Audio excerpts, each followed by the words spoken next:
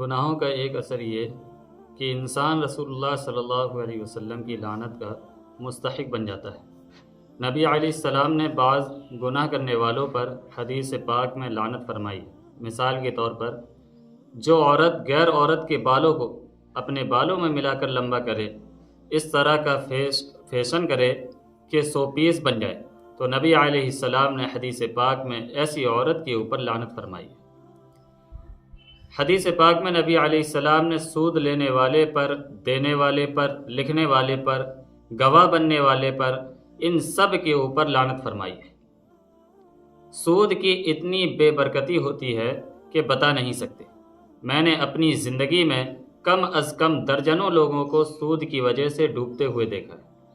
سود سے جو جتنا بچے گا اتنا ہی وہ دنیا کے اندر خوشیاں بھری زندگی گزارے گا۔ قرآن مجید میں ہے کہ اگر کوئی بندہ سود لینا بند نہیں کرتا، اللہ تعالیٰ فرماتے ہیں فَأْذَنُوا بِحَرْبٍ مِّنَ اللَّهِ وَرَسُولِهِ، اللہ تعالیٰ اور اس کے رسول کے ساتھ جنگ کے لیے تیار ہو جاؤ۔ اب بتاؤ، جو اللہ تعالیٰ اور اس کے رسول کے ساتھ جنگ کرے گا تو پھر کیا بنے گا؟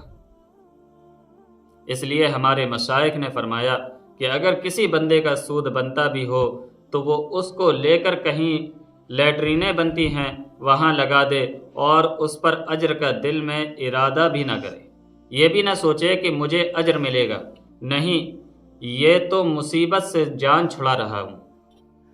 اسی طرح بلا وجہ تصویر بنانے والے پر اللہ کے محبوب نے لعنت فرمائی۔ یہ جو تفریحاً تصویر بناتے ہیں یہ شریعت میں ناجائز ہے۔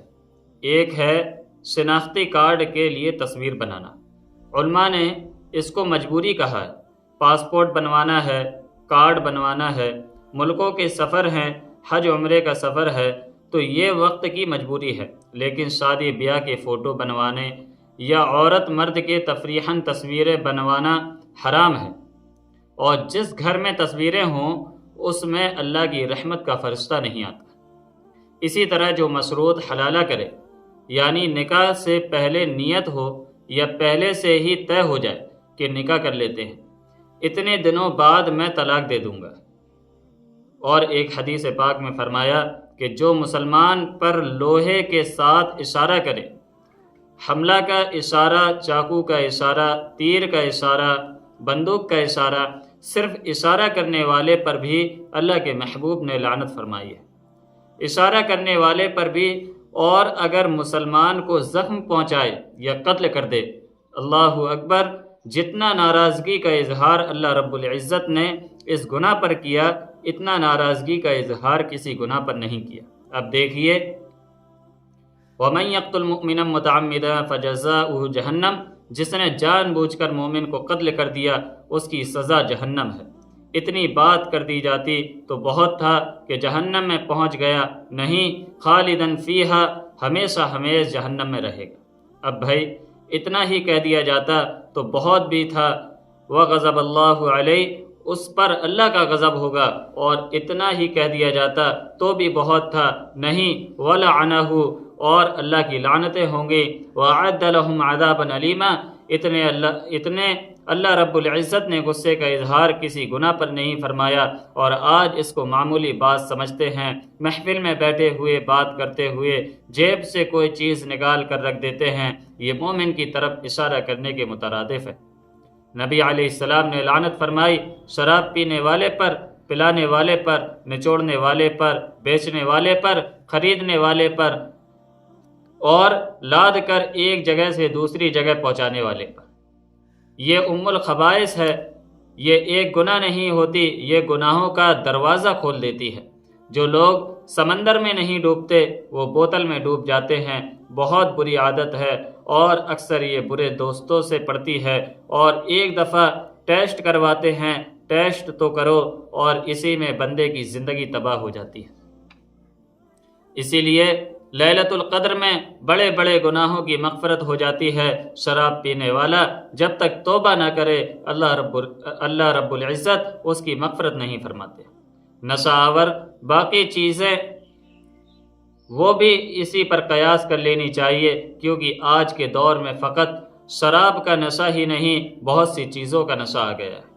نبی علیہ السلام نے چور پر لعنت فرمائی ہے، اپنے والد کو برا بھلا کہنے والے پر، غصہ میں باپ کو گالیاں نکالنے والے پر لعنت فرمائی ہے۔ بے مقصد جاندار کو مارنا ایک تو ہوتا ہے کسی مقصد کی وجہ سے شکار کیا، یہ جائز ہے، لیکن بے مقصد مارنا کسی جاندار کو نبی علیہ السلام نے لعنت فرمائی۔ غیر اللہ کے نام پر جانوروں کو ذبح کرنے والے پر اللہ کے محبوب نے لعنت فرمائی۔ وہ مرد جو عورتوں کی مشابہت کریں اور وہ عورتیں جو مردوں کی مشابہت کریں، اللہ کے محبوب نے ان پر بھی لعنت فرمائی۔ جو شخص دین میں کوئی نئی بات نکالے، بدعت کوئی پیدا کرے، اس کا ذریعہ بنے، اللہ کے محبوب نے اس بندے پر بھی لعنت فرمائی۔ جو شخص بیوی کے ساتھ غیر فطری عمل کرے، اللہ کے محبوب نے اس پر بھی لعنت فرمائی۔ جو لوطی عمل کرے اس پر بھی لعنت فرمائی ہے۔ جو جانور سے جمع کرے اس پر بھی اللہ کے محبوب صلی اللہ علیہ وسلم نے لعنت فرمائی ہے۔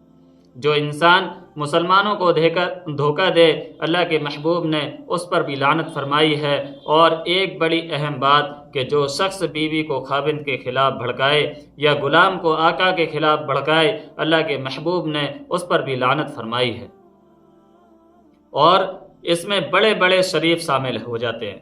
وہ کیسے کہ داماد پسند نہیں آیا، بیٹی رہنا بھی چاہتی ہے تو باپ سمجھائے گا چھوڑ دو، ماں سمجھائے گی چھوڑ دو، بہن سمجھائے گی چھوڑ دو، یہ سب اسی حدیث میں شامل ہے۔ جب بیوی رہنا چاہتی ہے، کسی کو حق نہیں پہنچتا کہ وہ اس بیوی کو اپنے خاوند سے دور کرنے کی کوشش کرے، اور یہ گناہ بہت عام ہے۔ آج کل سہیلی کے حالات سنیں، ذرا طبیعت کے مطابق نہیں تھے، اس کو مشورہ دیا تم کچھ اور سوچو، بھائی کی طبیعت بہنوئی کے ساتھ نہیں ملی، بہن کے سامنے آ کر اس کے خاوند کی ایسی برائیاں کی کہ بہن کا دل اچاٹ ہو جاتا ہے۔ کوئی بندہ جو ایسی بات کرے گا جس سے دو میاں بیوی کے درمیان فاصلہ آ جائے، اس پر اللہ کے محبوب کی لعنت ہوتی ہے، اور یہ ایسا گناہ ہے کہ اس کو گناہ ہی نہیں سمجھا جاتا۔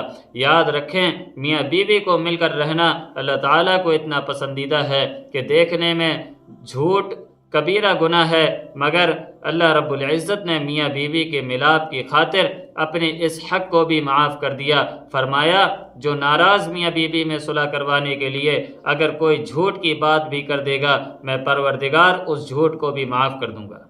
تو میاں بیوی کا مل کر رہنا اللہ تعالیٰ کو اتنا پسند ہے کہ پروردگار نے اپنا حق معاف کر دیا۔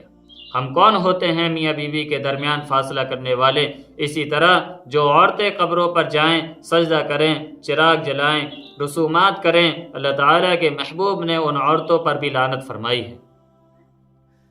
اسی طرح جو بیوی اپنے خاوند سے ناراض ہو کر الگ سوئے، اللہ تعالیٰ کے محبوب نے فرمایا کہ اللہ کے فرشتے اس وقت تک لعنت کرتے رہتے ہیں جب تک وہ خاوند کے پاس نہیں آ جاتی۔ اب آج کل کی عورتوں کو مسائل کا پتہ نہیں ہوتا، یہ میاں بیوی کے معاملے کو ٹیکس کے طور پر استعمال کرتی ہیں۔ مرد ملنا چاہتا ہے، نانا کر کے اس کو مجبور کر دیتی ہیں، اپنی باتیں منوا کر پھر اس کی بات مانتی ہیں، یہ کبیرہ گناہ ہے۔ یہ ذرا سی گھر کی کسی بات پر منہ بنا کر علیحدہ ہو کر سو جانا اللہ تعالیٰ کے فرشتوں کی لعنت ہوتی ہے۔ اسی طرح جو بندہ زمین میں فساد مچائے گا، اللہ کے محبوب نے اس پر بھی لعنت فرمائی ہے۔ جو صحابہ اکرام کو برا کہے، اللہ کے محبوب نے اس پر بھی لعنت فرمائی ہے۔ جو رشتہ داریوں کو توڑتا پھرے، معمولی بات پر میں نے بہن سے نہیں بولنا، میں نے بھائی سے نہیں بولنا، میں نے اب چچا سے نہیں بولنا، میں نے اب پھوپھی سے نہیں بولنا، وَيَقْطَعُونَ مَا أَمَرَ اللَّهُ بِهِ أَن يُوصَلَ، جن رشتہ داریوں کو اللہ تعالیٰ نے جوڑنے کا حکم دیا، جو ان کو توڑے گا اللہ تعالیٰ کے محبوب کی اس پر لعنت ہوگی۔ بلکہ محبوب نے فرمایا جو تجھ سے توڑے تو اس سے جوڑ، وہ عامل جو احکام خداوندی کو چھپائے، اس کا اظہار نہ کرے، اللہ کے محبوب نے اس پر بھی لعنت فرمائی۔ وہ مسلمان جو مسلمان کے مقابلے میں کافروں کا ساتھ دے، اللہ تعالیٰ کے محبوب نے اس پر بھی لعنت فرمائی۔ اور وہ آدمی جو نیک لوگوں پر تہمت لگائے، یہ بھی آج کل گناہ عام ہے، ذرا سی بات پر تہمت لگا دی جاتی ہے۔ تو گناہوں کے اثرات میں یہ دیکھیے کہ اتنے گناہوں پر اللہ تعالیٰ کے محبوب نے لعنت فرمائی ہے۔ تو جو بندہ ان میں سے کوئی گناہ کرے گا تو نبی علیہ السلام کی لعنت کا مستحق ہوگا۔